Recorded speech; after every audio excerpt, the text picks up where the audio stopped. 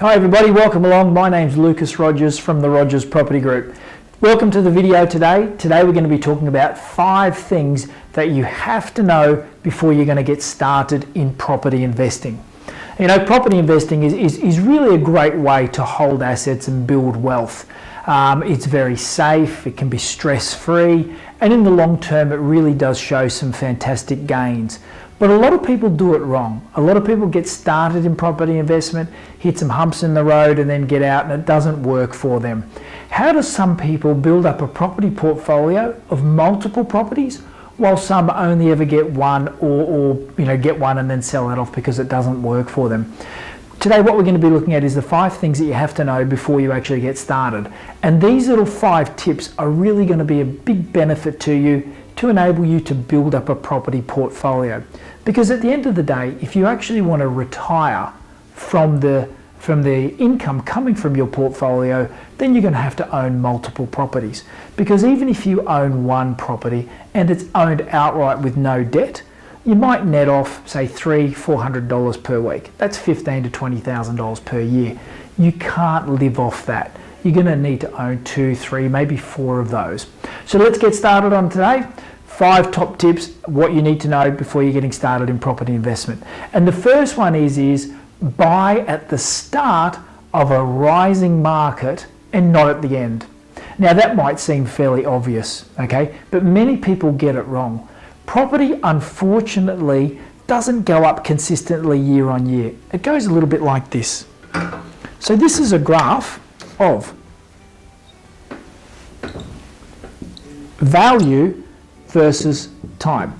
And unfortunately, property just doesn't go up in a straight line each year at 8%, as a lot of people think. That's our long-term averages. What happens with property is this.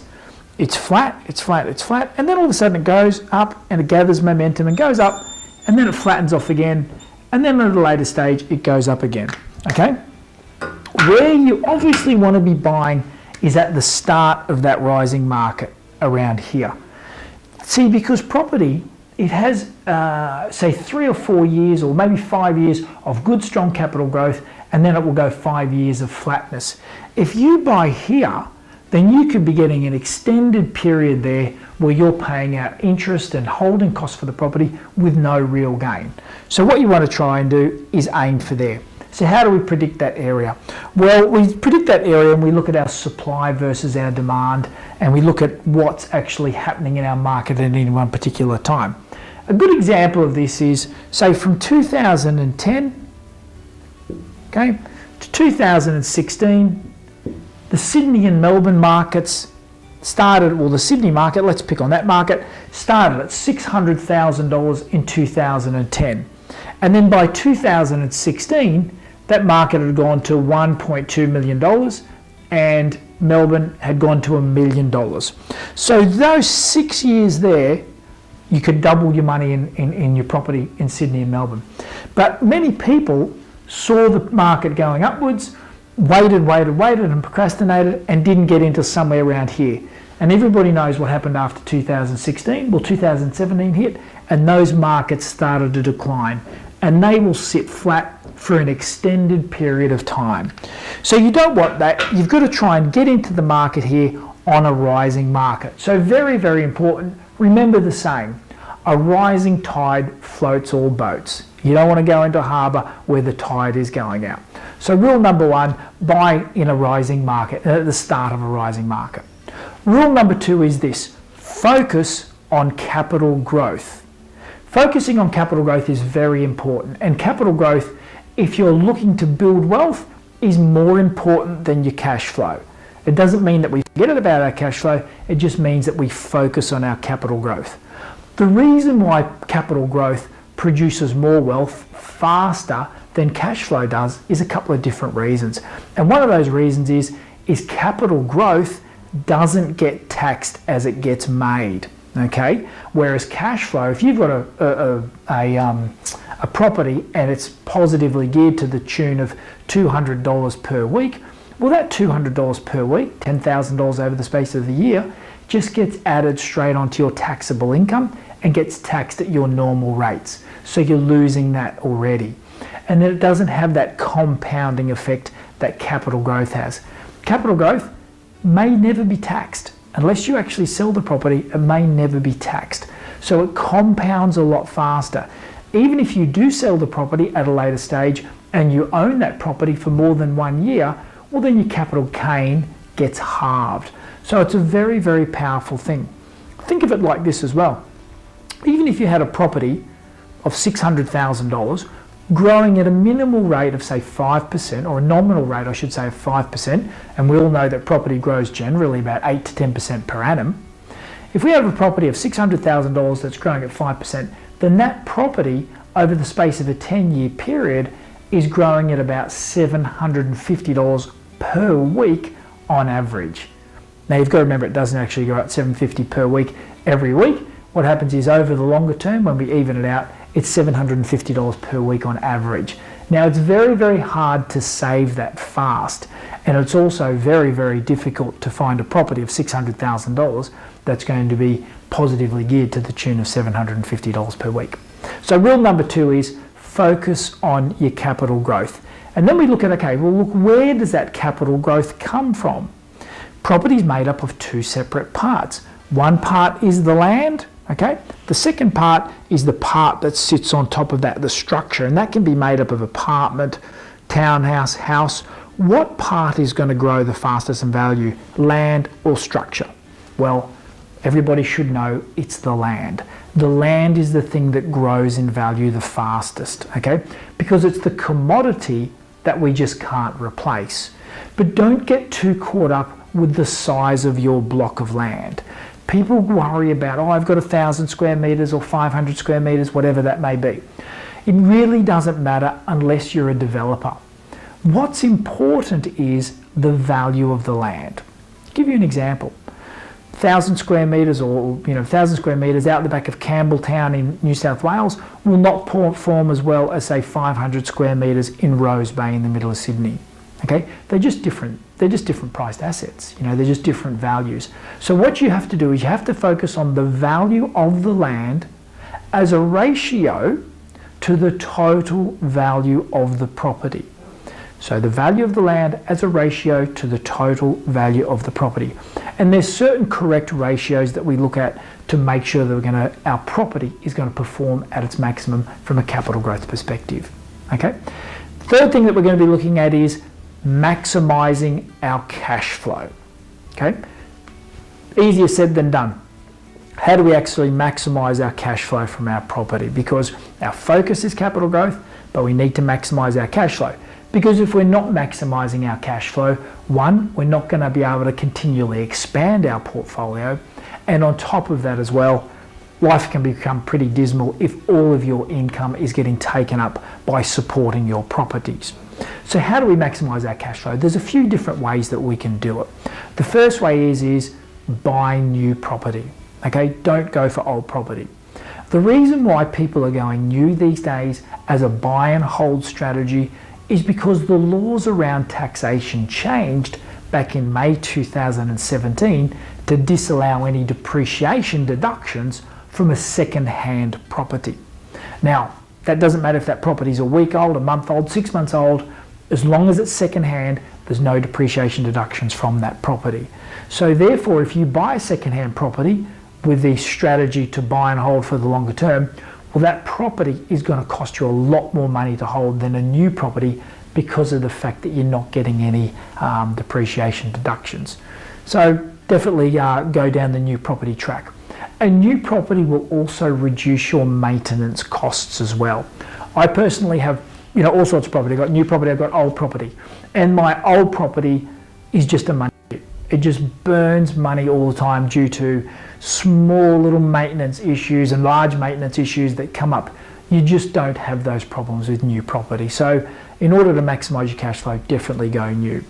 And there's one other thing, or what we do for our clients that maximizes their cash flow, is we put solar onto our properties. Now, it's not just any solar system, because if you just go out and put solar on your investment property, you could lose money because of the fact that you may not be able to claim the feed-in credits from the retailer or charge your tenants for the solar electricity that they use. It's quite a tricky process to be done.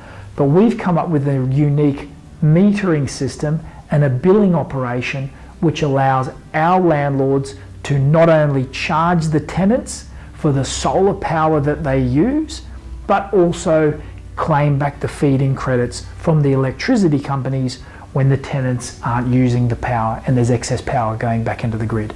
It's very, very unique, okay? So to recap there, maximising our cash flow, buying new, it's going to give you the depreciation, it's going to lower your maintenance, and we also put solar as well. That's very good.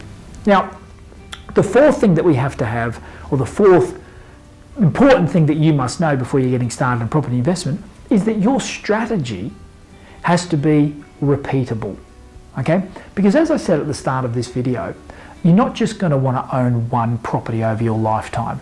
You're going to have to own multiple properties, and people refer to this as a property portfolio, because even if you own one, you might get $15,000, $20,000 a year cash flow from that, but that's not enough to retire on. You have to own several.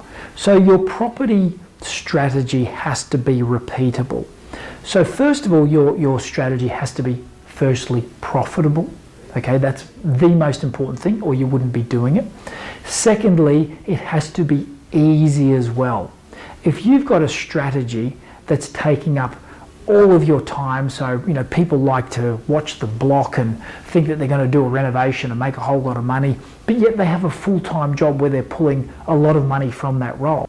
For them to take time off work and then to go and do a renovation project, it's just not suitable. It takes up too much of their time. They lose out on work. They under budget for their project, etc. So you've got to make sure that your strategy is easy for you, meaning that you can go about your life, you know, and continue on your way going, be able to have a chance to see your children, and you're not just a slave to your property portfolio.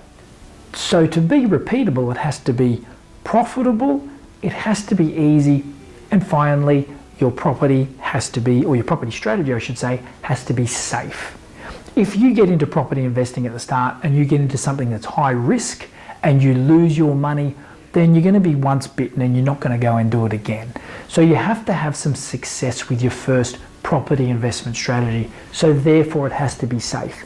People love to talk about getting involved with development and so on because they see high profits coming out of that, but that is inherently risky. If you go and do that on your first property foray and lose money, then you're probably not going to want to get back into the market. So your property strategy has to be repeatable, so it has to be profitable, has to be easy, and it has to be safe. Okay, and finally, the fifth thing that you have to know before getting started in property investment is get an expert on your side. Get yourself a mentor, somebody who's been through the process previously to you, and that's going to really speed up your property portfolio. It really is. That's like when you're starting off a business. If you have a talk to somebody or you're liaising with somebody who's been down that track, they can identify the pitfalls for you. They can tell you how to maximize your gains. It's just such a great way to fast track your portfolio. But what I would advise you is there's a lot of so-called property mentors and property professionals out there at the moment. Property is a highly unregulated industry, and unfortunately there's a lot of unscrupulous operators out there who are just in it for a dollar and taking your money. So you have to be very careful about who you pick as your property mentor. That property mentor has to have some qualification, okay? You know, what gives them the right to be able to teach you about property investment? Is it just that they've got a great website and some Instagram pages? Is that all it is? You have to do a little bit better than that. So they have to be somewhat qualified. And you also need to check their background out to find out what they've actually done in the past. Do they own property themselves, or are they just telling you to buy it? But look, if you can find the right mentor, it's certainly going to speed up your portfolio, that's for sure. So recapping on our top 5 things that you have to know before getting involved with property investment. And the first one is buy at the start of the rising market and not at the end, okay? Number 2 is focus on capital growth of the property. Thirdly, try and maximize your cash flow from your property investment. Fourthly, have a strategy that's going to be repeatable. And finally, get an expert on your side, find yourself a mentor, and it'll speed up your portfolio. Guys, I hope today's video has been of some assistance. If you like today's video, please give us a like. We really appreciate that. And subscribe to our channel because we have regular videos that are coming out all the time. And if you would like to have a chat with us at the office, please look us up, go to our website, book a time in to have a chat with me or one of my guys. And I look forward to talking with you soon. Take care and happy investing.